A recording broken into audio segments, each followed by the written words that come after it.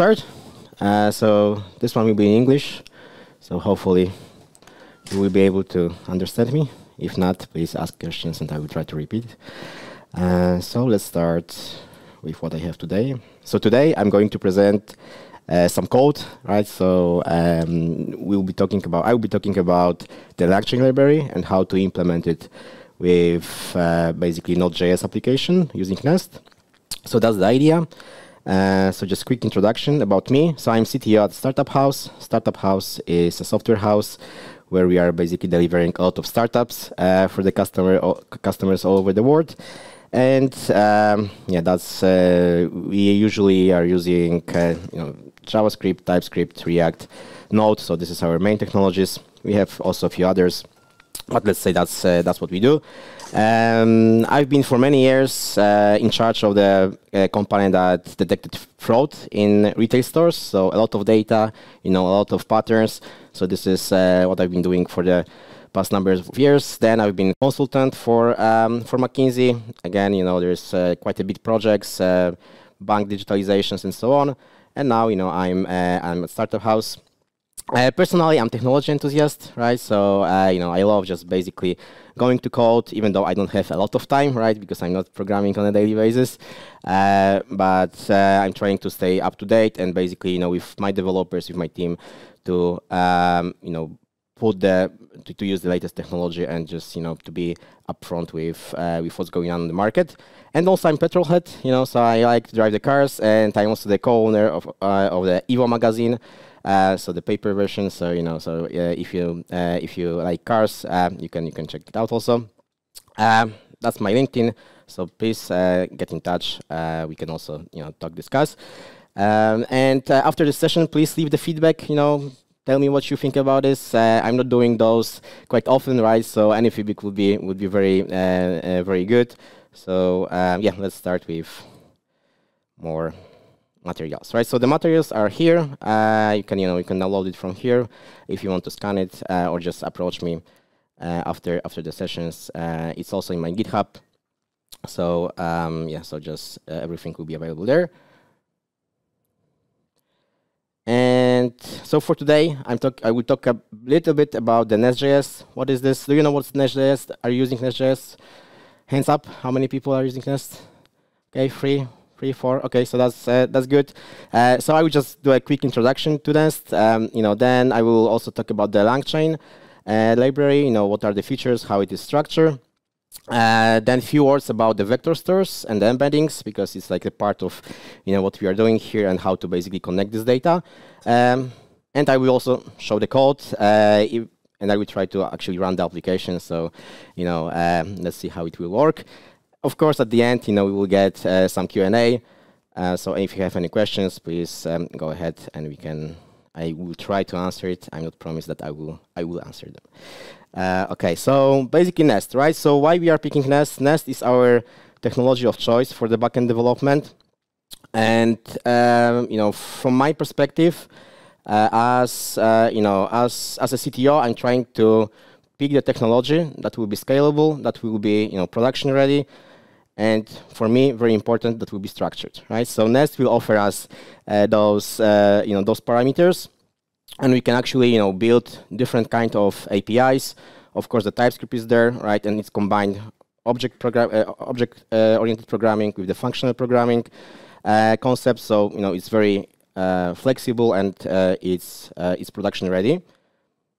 So, with the Nest, of course, the TypeScript, right? So strong typing, as it's possible in JavaScript, right? So then we have a structure, and for me, it's very, very important to have the structure because in the software house we have many projects, and then if we have a structure in the projects, we can quite easily onboard new developers. We can quite easily move between the projects, and we can actually understand those projects without going into spending a lot of time in GitHub and trying to figure out what is going on.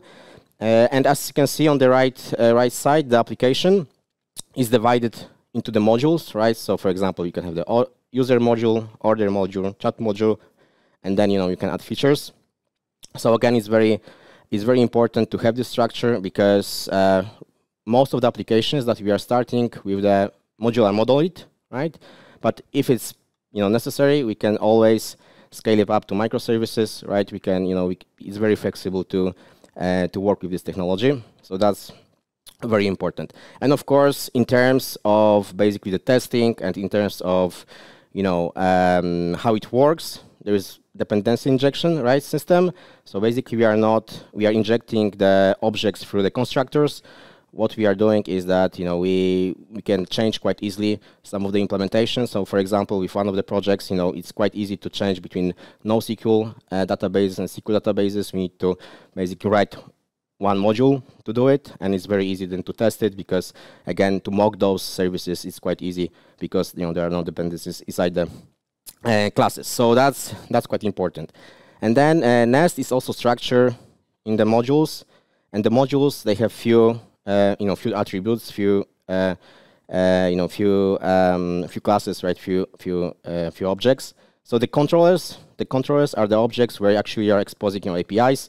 It can be REST API, but it is supporting few other options. So again, this is the place where we are exposing our functionality to the people. Then the providers. The providers are basically your business logic.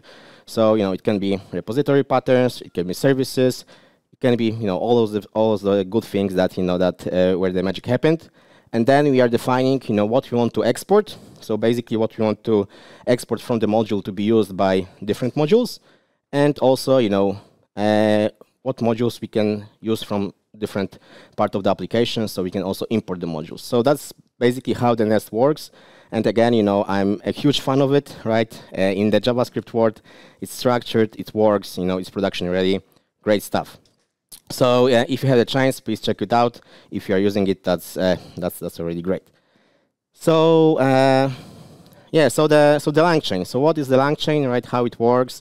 So basically, there's an idea about, again, connecting the data, your data, to LLM models, right? And this is why the Langchain library was, let's say, developed, right? It's you can go to the website, you can download it, you can use it, you can read about it. There's a good documentation there. And again, it's all about the structure and connecting those pieces together. So you can add your data, your from your company or for your pet project to be able to LLM models to understand it and to answer some questions. So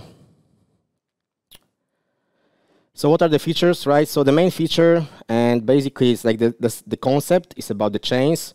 So the chain is a piece of code which will grab some data and it will connect it with the model, right? So you can chain them together, right? So you can execute some SQL, you can call the API, you can call the prompt.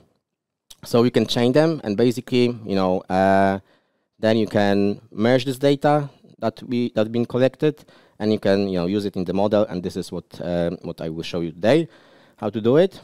And the Langchain library is basically they have like a few modules, like a few concepts. So the models, right? Because it's not only about the open API, you can actually connect any model you want there, right? So there's a lot of adapters, there's a lot of connectors. So that's where you can pick the model. Today I will be using OpenAPI because that's simple and there's a great support for it. But you can have your own model, right? And there's a lot of choices. Then of course the prompts. So again, I think now everybody knows about the prompt, how it works. But again, it's quite nice to have it in the structured way. So it's not only some. Well, it is a text, but it's not the text inside the code. You can actually structure it. You can have some parameters inside, right? And it can be used by the library to to configure the model. Then we have the indexes. So the indexes is how we work with the data, how we store the data, how we load the documents.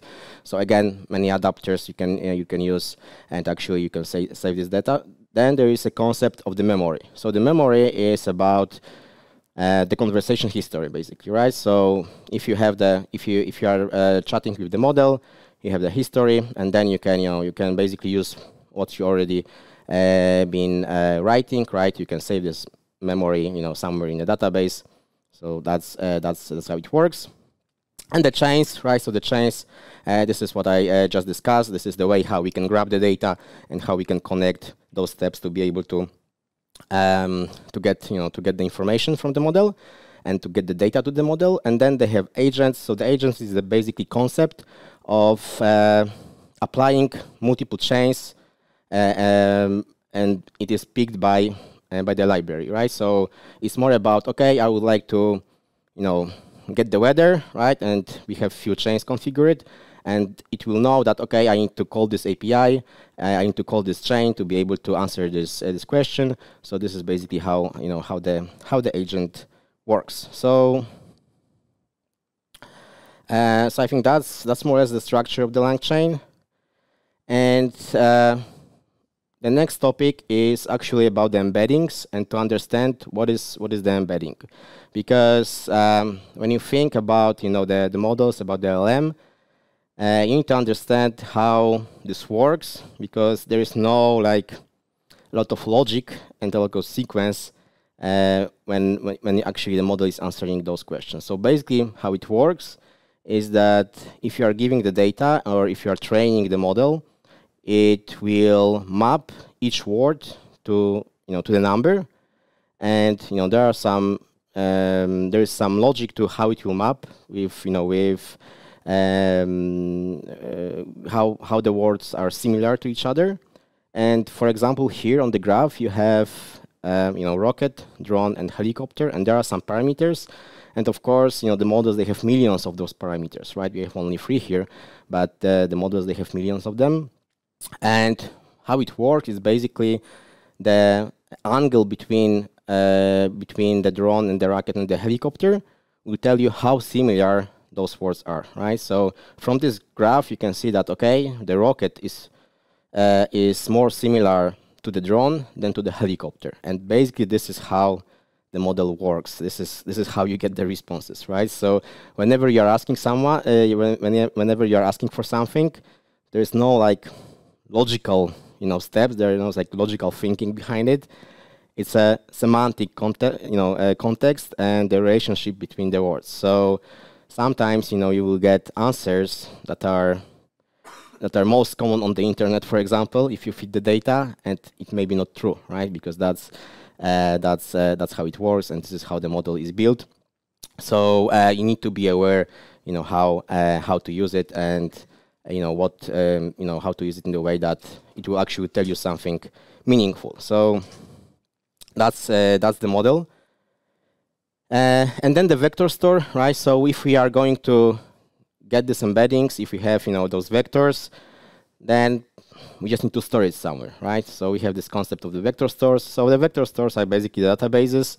There is a lot of providers. So today I will be using ChromaDB, which is just running in the Docker, but you have the SaaS services there. You can actually use in Postgres with the plugins. So right now, it's quite you have a lot of options. But again, you need to remember that this is the database, right? So if you feed enough data, it will get slower and slower, right? And you will have problems that are very similar to normal database optimizations. So again, it's not unlimited, unlimited performance. You need to make sure that how to use it, and be aware of of some performance problems that you can have with with enough of data. And these stores then are used by the models, right? They are used by this library to connect it and to combine the data that you just feed to the vector store with with the data that the model was already trained on, and then you have some answers. So basically, I think that's it from my introduction. And now let's try to go over the application and see if we will try if I will be able to show you something. Can you see my screen? Is it okay? Let's see. Okay. Right. So that's my Nest application, and as you can see, there is some structure in it, right? So we have a chat module. So the chat module will basically expose the static website to interact with the model. We have the vector store, we have the model, and we have the document. So basically, this is how we are going to load the document. So I'm going just to describe how it works and how it is structured. So in the vector store, what I'm doing is I'm using the repository pattern, right, to be able to save and get the data, right? So I have my ChromaDB client, and in the module, before I actually go to the repository and like configure it, I'm going to basically configure the vector store, create the client, and actually feed some keys. So in the first step, right, I'm saying, okay, grab my details from the config service, from the environment variables, for example, and just create the Chroma client that then it will be used in the repository. And then the next thing I'm doing here is to also configure the vector store with the API key that has to be used to generate the embeddings. And then if I go to the implementation, right, of it,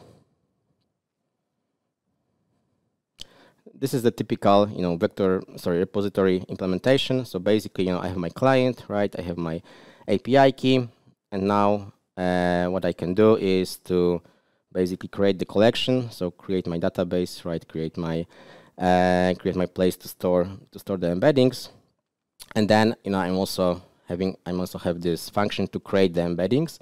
And to create the embeddings, what I'm doing is basically using the OpenAI function, and it is, all those functions are provided by Langchain, right? So it's quite easy. And different models, they have different embeddings logic, how to generate them. So here, I'm using the OpenAPI because I'm using the OpenAPI library today. I'm providing my key, right? And then the embeddings can be generated while the data is inserted into the database.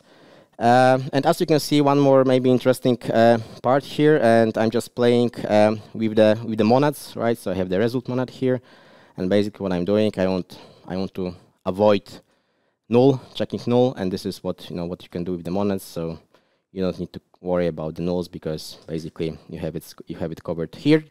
So it's not everywhere. I'm just playing with it, right? So, but I think it's also quite a nice concept to be familiar with. So here we have, we can create the collection, we can get the collection, right? And we can delete collection. And today I'm not going to actually connect to my Confluence because I will run the application, but it will be too risky to, wait 3-4 minutes to be able to download it.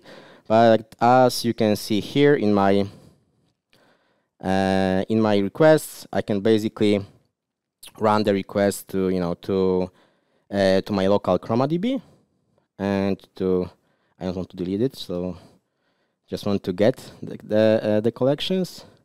And as you can see, I have a collection here, and that is ready to be used. So that's basically how the repository works. So after this, right, we have a place to store the data. We have a ways to get the data from it, right, to delete the data. Basically, we are good to go in terms of the database, right? So that's great. So we have a database. So now we should be able to load something to this database. And again, with the Langchain library, it basically offers multiple adapters to connect to multiple data sources. So in this case, I'm using the Confluence loader. It's available there. Of course, you can write your loader to the interface, but there's a lot of them already, and I'm sure that that the community will create more and more of them. So so today I want to use the Confluence loader to connect to my to the Startup House Confluence site. And what I'm doing here is basically I'm exposing one method, load, and I'm just configuring it with with my keys, right, from the from the config service and from the environment variable. And basically I'm just creating this this loader. And then so this is where I'm setting up the loader, and I created it in the way that I have another loader service that is more generic, and it will actually load anything. So to this loader service, I can provide the instance of the Confluence loader, but I can also provide any instance of any other loaders, right? So again, we want to be flexible. We want to have the possibility to test a lot of things without implementing, with mocking the data. So that will be easier. And the idea here is actually to, after we download something, we consume something, is to actually split it into the parts, because the models will not. Sometimes, they have some limits, how many characters you can provide to them to be able to get some questions. And as I was written this, this application, it was around 1,000 characters. I'm not sure about right now how if they increase this, but to be able to use the model, we need to split the data to the chunks, and then feed those chunks to when asking the questions when the model is using the data. So this is what I'm doing here. And again, exposing the load function to be able to to use it. After that, we have a way to load the Confluence, right? We have a way to use it. So the next thing is to actually expose the API, right? Expose the API to be able just to interact with this. And again, the nest is structured in the way, right, that it is very easy to to configure your APIs, right? We have, for example, here we have a post API to load the, to load this document. And what I'm doing here, what I need here, right? I need a vector store, and I need my loaders, right? Because I need my loader to load it to the vector store. And this is basically what I'm doing here. So again, first I'm loading the document using my service, and then I'm splitting the document. And after that, I have my, list here with the documents, IDs, metadata. I'm creating actually the IDs here. And then after I have those chunks, I'm going to vector store. I'm getting the collections, and then I'm basically adding the collection to, to my vector store, and that's it. So that's, that's the idea of this function. And the interesting part is also here within the modules, right? So with the modules, you are controlling the flow and the access to your, to your logic. So, with creating the vector store before, I'm saying, hey, I want to use this vector store in this module. So you have quite granular control what is where. And then, as a providers, I need those two services, and the controllers, right? I want to use my controller, and I'm not exporting it anywhere else, right? So that's I don't need to have the export part. So that's how it works with the document. And now the state of the application is that we have a vector store configured, and we have a way to actually load the document, right, and to store it in the vector store. So great success. Then the next part is actually integrating it with the LLM model, right? So again, we are starting with with the module. So here in the module, I have only the provider, right? And I'm actually exporting this provider, exporting this service to be able to be used by my chat module. And first, I will go with the prompts. So as you can see, there are the prompts template, and within those, you can actually configure how the prompts will work. So there are different ways of configuring it, but what I did here is basically I have two prompts. The first prompt will summarize your question and actually will attach the chat history from the memory, and basically it will ask your question again, and the model will answer it. And then from the actual question prompt, I'm setting up the prompt to be able to say, who are you, why are you here, right? Act as AI assistant, answer the question, and if you don't know anything, just say you don't know, don't make it up. And then we have the parameters like here and the context, question, chat history. So those parameters are used in the library. So now we can use those prompts in the service. So in the service, again, I'm using quite a lot of features from the Langchain, right? So I'm using the memory. I'm using the the model, right? So Open API, vector store, and the chains and so on and so on. So there's quite a lot of things, quite a lot of methods and features that it can be used here.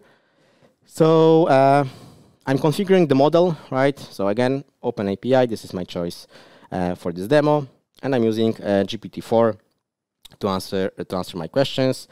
The GPT-4 as the API is quite new. I think the first one was only 3.5 you could use, and from my experience, it's a huge difference between 3.5 and 4. It's more expensive, right? So it's worth actually calculating, let's say, your business model with the number of requests that you are going to fire and how much it will cost. But in terms, let's say, of of the answering and the quality of it, it's much better from my experience. And actually, we already did 1 or 2 production applications for the client when we are using Langchain, where we are using this technology to be able to provide some businesses with the AI assistance for the marketing purposes, for example, and also for basically for we have one demo for the medicine that will be let's say that AI doctor. So so that's quite cool. So we are creating the chain, right? So creating the chain. So again, we are using the chain from the Langchain, and the first one is this. Is we are putting the question generator, so the summary prompt, and the second one is the question prompt. So I'm feeding those 2 prompts to here.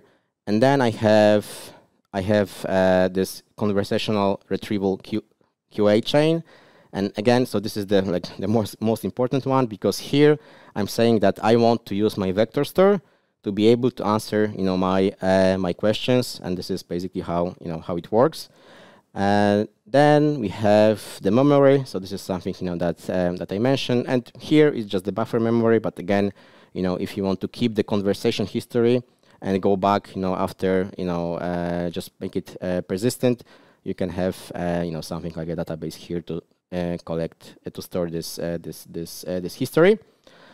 And yeah, and basically, I'm returning this chain, and also here I'm initializing the chroma, right, the vector store with similar way how I did before. So getting some information from the config service and basically returning the object. And at the end, I'm just initializing the chain. So get the object and create the chain. So that's how it works. So in this, so right now, right, we have the vector store, we have the document that can be loaded, and actually we have the model that is ready to answer our questions. So we need to use it somewhere. So that would be good to have. And over here, I have a very simple chat controller. So I'm using, in the chat module, I'm importing my LLM, right? And then I'm exposing just the static website. So this is this is what I'm doing here. And then again, with many features of the Nest framework, I can actually expose server sent events, and the server sent events can be very easily consumed by HTML5. So I will show you how to do it. It's very basically easy to to get those information, let's say, consumed by the front end without a lot of dynamic code.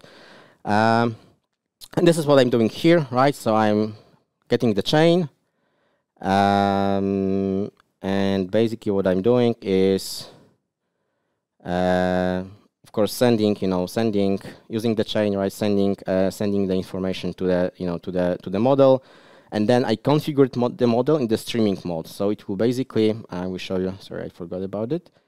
I can show you here. So it just, so here I marked it as the streaming. So basically it will send the character after the character, right? So you can, let's say, emulate like writing with some, with the bot chat.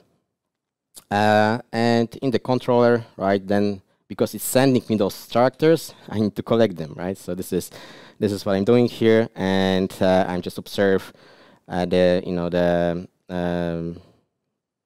model, and then collecting this these characters and just sending it out.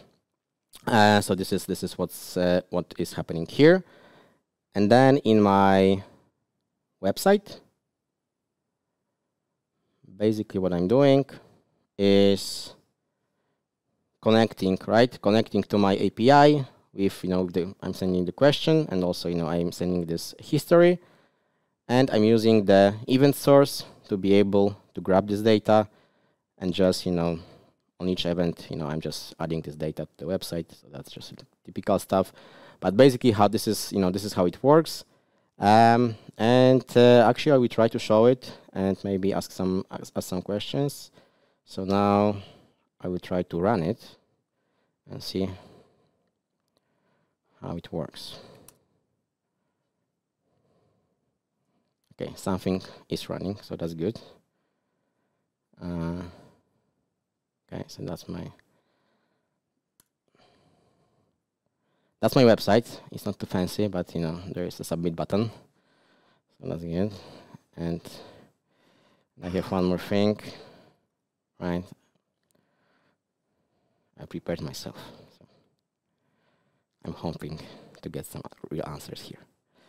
Right, so we have something like a buddy system, right? So every developer is actually connected with someone who is already working in the company. So we can have something like this, right? And there's let's say some answers here, like what are the bodies, and so on and so on. Okay, okay, so it's a lot, right? But we were able to connect, and actually right now it's quite generic answer, right? So it is not using my data, because I didn't ask about the data from Startup House. And now if I change this question to something like this,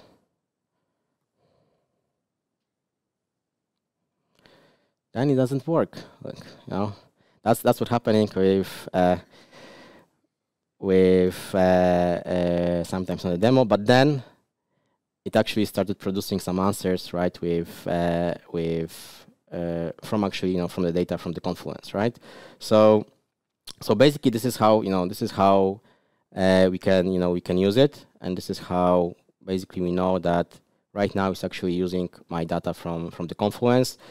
And you can configure it. We can actually give you the links and so on and so on. But basically, I think that's quite easy way to build new applications and to actually store your data and to use it. And I think one of the most important thing is, by using this library, you can actually use your own model. I know that there's now big concern, right, within the companies, like, okay, I'm going to send the data somewhere now. I'm going to send some contracts details, right, and so on, which may be not very safe. Even if you are using the, let's say, enterprise version, then you don't know if it's going to be hosted in in the States, if it's going to be hosted in Europe, right? So again, some GDPR questions. So actually, with those kind of technologies that I'll show you today, you can quite easily build your own and host your own models with your own data, which is in my opinion quite useful. Yeah, so I think that's basically was the demo. And any questions?